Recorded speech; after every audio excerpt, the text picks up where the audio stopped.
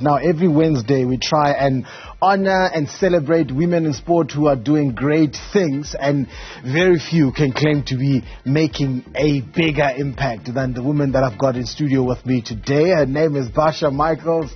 Thank you so much for joining us here on Newzroom Afrika. Thank you so much for having me, Benji. Okay, before we start, I need to let people know, because you might have seen on our promo as we're leading up to the interview there with Basia, we said she has gotten the FIFA nod, and this is because she recently passed an exam. I'll let you know what the numbers are. Over 6,000 applications were received for that exam. 3,800 eventually sat for that FIFA agents exam. It's the first of its kind.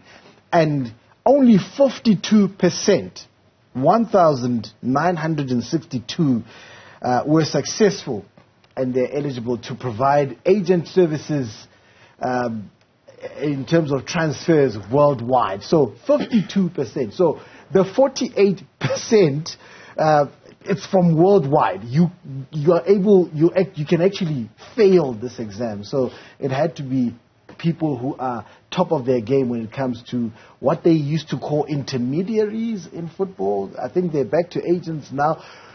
Thank you. It's quite a feat, and we've been celebrating, I think, since last week when it was announced. Yeah. How do you feel about what you've achieved? A bit dumbfounded by it sometimes, I must be honest. It's a great achievement. It feels good. It's been celebrated quite well within the industry. I've had a large number of club chairmen give me a call and say, Basia, congratulations. Yes, definitely. I really have. You know, congratulations. I think, if I'm not mistaken, the numbers on the African continent were just maybe probably under 50 that wrote. Yeah. Thereafter, between 10 to 15 of us passed. So it's not an easy exam to write.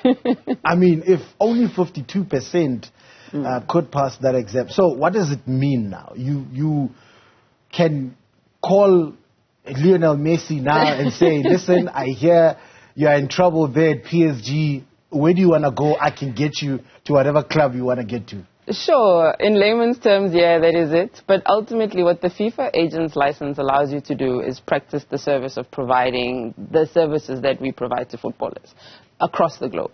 What FIFA is doing now was previously known as intermediaries. Now they're football agents. They are regulating the space, which has been needed for a long time. There were a number of regulations that came into play probably when I was still in varsity. Karabo Tubase also passed the agent's exam back then. The agent's exam was then nullified, and then agents were not part of the game. They were then recognized as intermediaries, and we go from there. The regulations have come back into play, quite strict, very difficult to adhere to, but it's a big part of the change within the game, because I think what FIFA's looking at doing is placing a lot of integrity into the game. So before, Benjamin Leshoro could just come in and say, listen, I'm representing this player and I want to negotiate a deal of some sort. No longer the case. But then what did you have to do? Because I see there's a lot, like 6,500 applicants.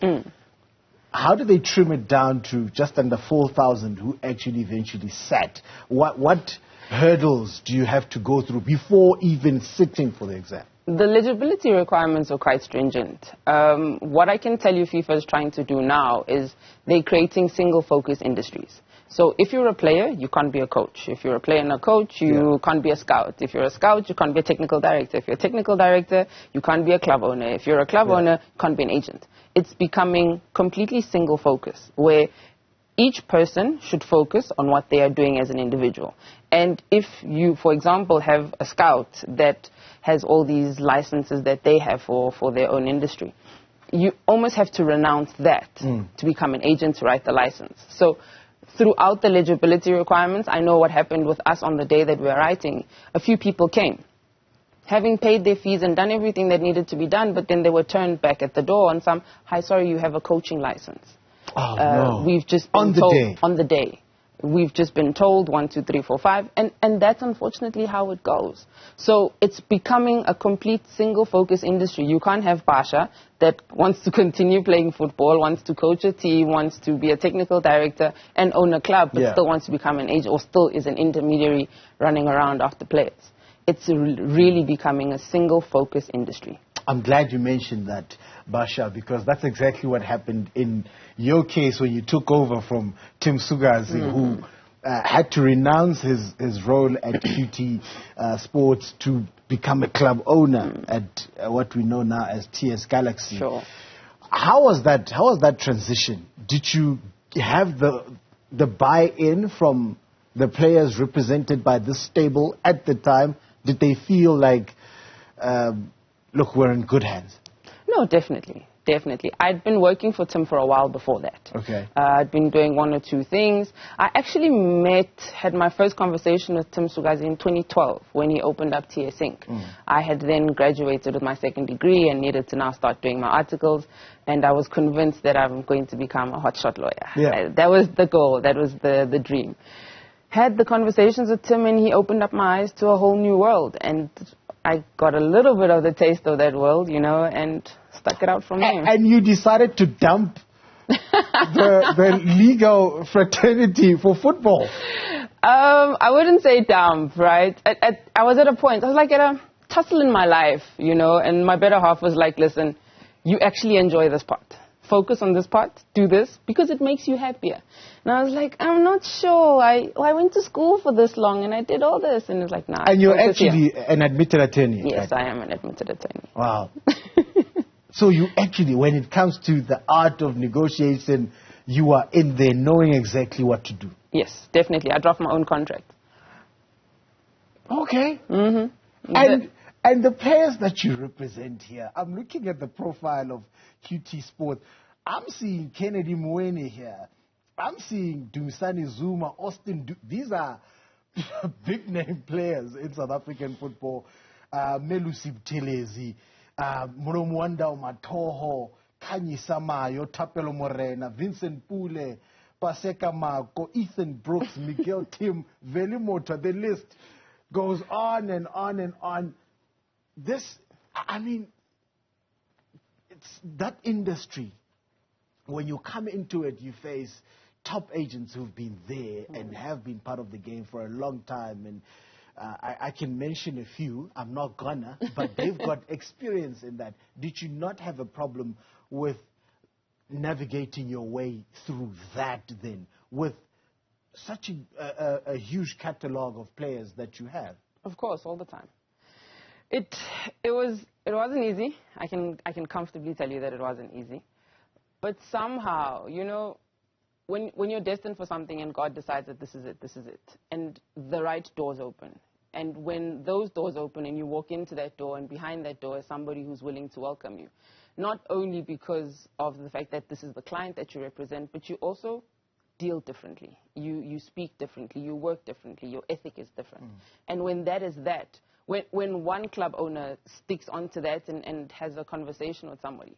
I remember the first deal I did with John Comites. He sent me an email. John Comites is the chairman of Cape Town City. Yes.